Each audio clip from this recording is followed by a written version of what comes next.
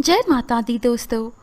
माता रानी तेरी जय जयकार, अम्बे रानी तेरी जय जयकार, माँ शेरा वाली, माँ जोता वाली, पहाड़ा वाली माँ तेरी जय जयकार। राधे राधे जी। आज नवरात्रों का दूसरा दिन है। नवरात्रों में श्री दुर्गा सप्तशती के पाठ का अत्यधिक महत्व है। श्री दुर्गा सप्तशती के अलग अलग अध्यायों का अपना अपना महत्व है। द्वितीय अध्याय मुकदमे और झगड़े आदि में विजय पाने के लिए यह पाठ काम करता है। नवरात्रि के दूसरे दिन श्री दुर्गा सप्तशती के दूसरे एवं तीसरे अध्याय का पाठ किया जाता है। वीडियो स्टार्ट करने से पहले जय माता दी लिख कर कमेंट सेक्शन भर दें और जल्दी से इस वीडियो को लाइक कर दें। और यदि आपने अभी तक हमारे चैनल को सब्सक्राइब नहीं किया है तो यही अवसर है। जयकारा शेरो वालिदा, बोलो साचे दरबार की जय। कहिए जय माता दी, लिखिए जय माता दी।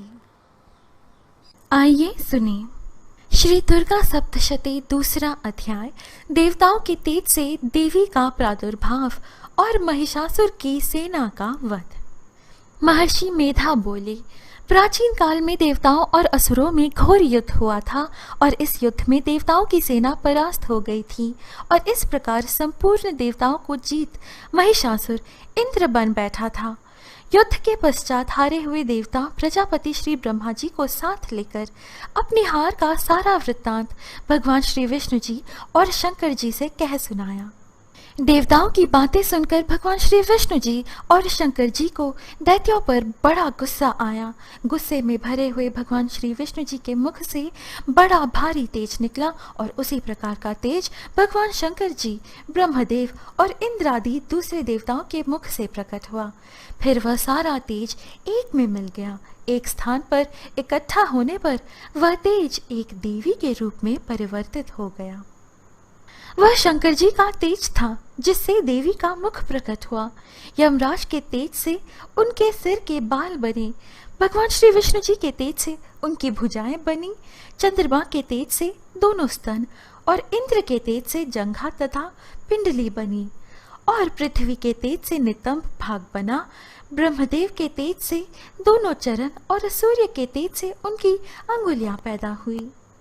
वसुओं के तेज से हाथों की अंगुलियां एवं कुबेर के तेज से नासिका बनी। प्रजापति के तेज से उनके दांत और अग्नि के तेज से उनके नेत्र बने। संध्या के तेज से उनकी भौहें और वायु के तेज से उनके कान प्रकट हुए थे। इस प्रकार उस देवी का प्रादुर्भाव हुआ था।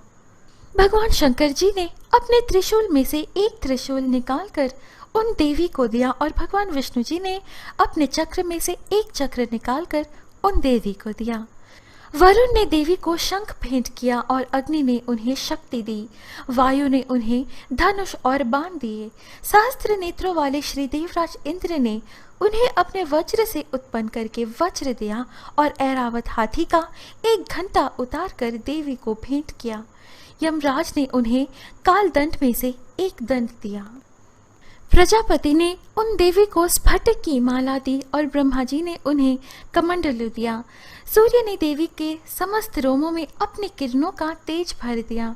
काल ने उन्हें चमकती हुई डाल और तलवार दी और उज्ज्वल हार और दिव्य वस्त्र उन्हें भेंट किए और इसके साथ ही उन्हें दिव्य चूड़ामणि दी, 2 कुंडल, कंकण, उज्ज्वल अर्धचंद्र, बाहों के लिए बाजूबंद, चरणों के लिए नुपुर, गले के लिए सुंदर हंसली और अंगुली के लिए रत्नों की बनी हुई अंगूठियां उन्हें दी। विश्वकर्मा ने उनको फरसा दिया और उसके साथ ही कई प्रकार के अस्त्र और अभेद्य कवच दिए और इसके अतिरिक्त उन्हें कभी ना कुम्हलाने वाले सुंदर कमलों की मालाएं भेंट की। समुद्र ने सुंदर कमल का फूल भेंट किया। हिमालय ने सवारी के लिए सिंह और तरह तरह के रत्न देवी को भेंट किए। यक्षराज कुबेर ने मधु से भरा हुआ पात्र और शेषनाग ने उन्हें बहुमूल्य मणियों से विभूषित नागहार भेंट किया। इसी तरह दूसरे देवताओं ने भी उन्हें आभूषण और अस्त्र देकर उनका सम्मान किया।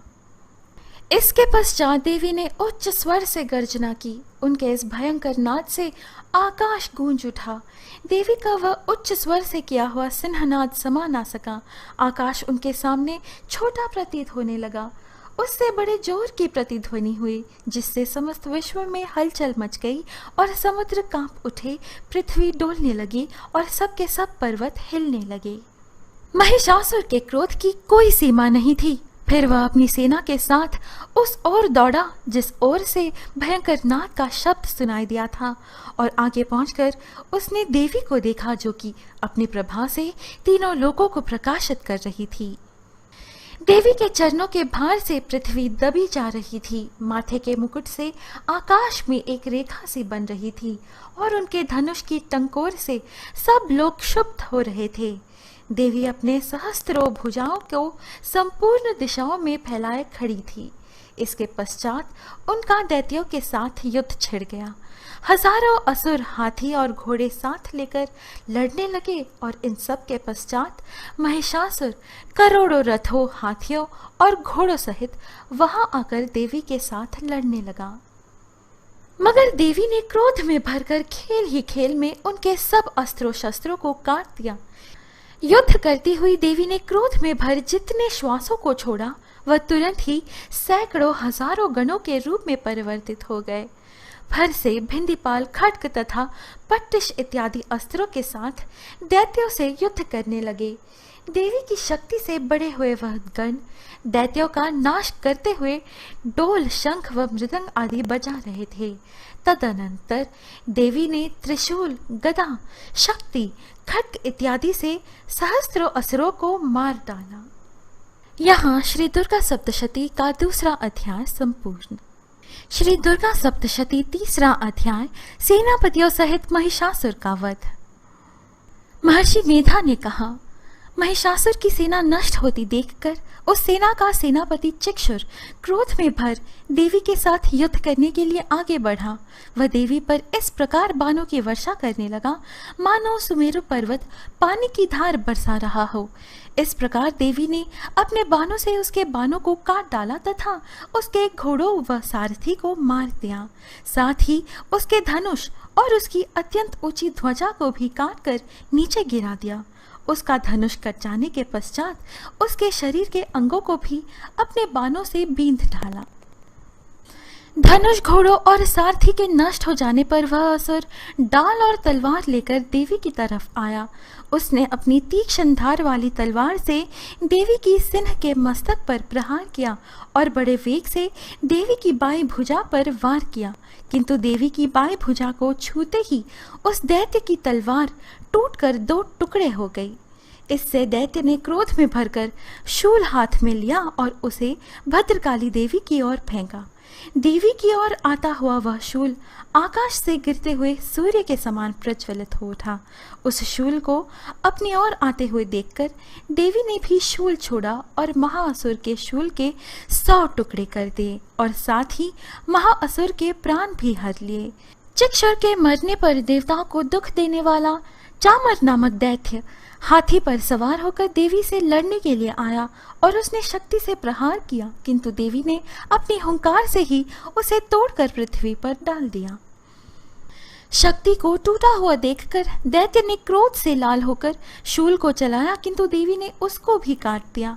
इतने में देवी का सिंह उछलकर हाथी के मस्तक पर सवार हो गया और दैत्य के साथ बहुत ही तीव्र युद्ध करने लगा। फिर वह दोनों लड़ते हुए हाथी पर से पृथ्वी पर आ गिरे और दोनों बड़े क्रोध से लड़ने लगे। फिर सिंह बड़े जोर से आकाश की ओर उछला और जब पृथ्वी की ओर आया तो अपने पंजे से चामर का सिर धड़ से अलग कर दिया। क्रोध से भरी हुई देवी ने शिला और वृक्ष आदि की चोटों से उदग्र को भी मार दिया।